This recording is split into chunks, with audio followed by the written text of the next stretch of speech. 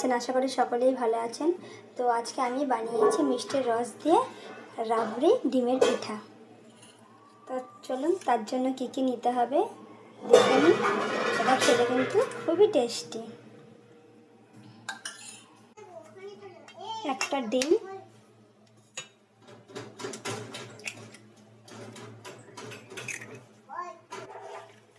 অল্প মিষ্টির রস, মিষ্টিটা আপনারা আপনাদের হিসাবে নেবেন। এইভাবে আমি 4 চামচ ছেঁকে নিয়েছি।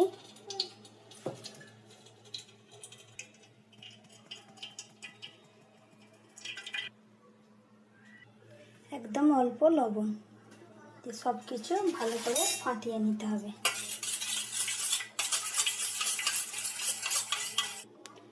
আর 1 বাটি ময়দা, এটা অল্প অল্প করে দিয়ে এভাবে মিক্স করতে হবে।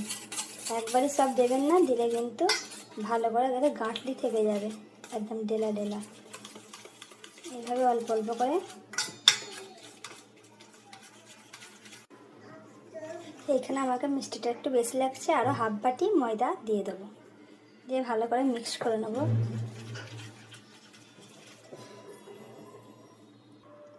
দিয়ে দেবো অল্প দুধ, কারণ আমাকে একটু ঘন লাগছিল। এটা একটু হালকা, বেশি ঘনও নয়, বেশি একদম খুব পাতলাও নয়, মিডিয়াম থাকবে ব্যাটারটা। এইভাবে ভালো করে মিক্স করে নিতে হবে।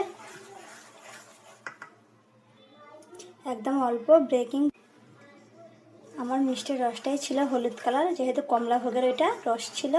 তো আপনাদের যদি মিষ্টির রসটা সাদা হয় তো অল্প হলুদ কালার জাফরান মিক্স করে এতে দিয়ে দেবেন। এইভাবে একটু হালকা হলুদ রঙের হবে। ভালো করে সব মিক্স করে এবার এটা ঢাকনা চাপা দিয়ে 5 মিনিট রেখে দেব।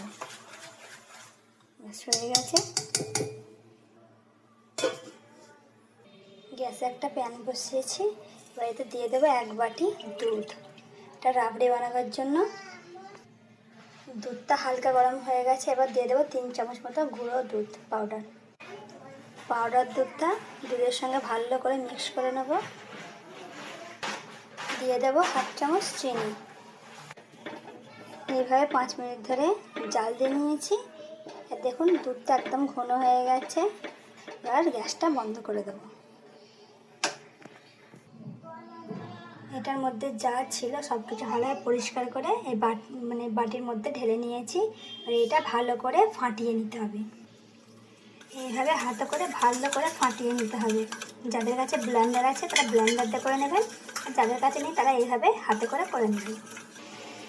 দেখুন হয়ে গেছে। এবার এটা এক সাইডে রেখে দেবো। ভাজার জন্য নিয়েছি সাদা তেল, রিফাইন, আর এতে দিয়ে দেবো 2 চামচ ঘি, খালি ঘিয়ের সেন্টটা হওয়ার জন্য। এতে দিয়ে দেবে একদম গোলাপ জল, 1 ছিপি ছোট ছিপি, ওই ডাব্বার 1/2 ছিপি কেওড়া জল দিয়ে ভালো করে মিক্স করে নেব।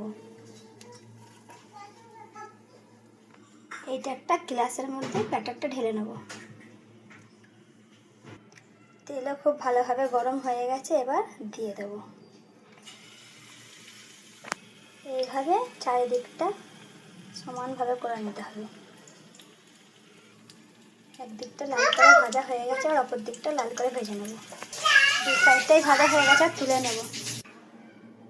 তো হয়ে গেছে, দেখুন কত সুন্দর দেখতে লাগছে রাবড়ি একদম ডিম পিঠা।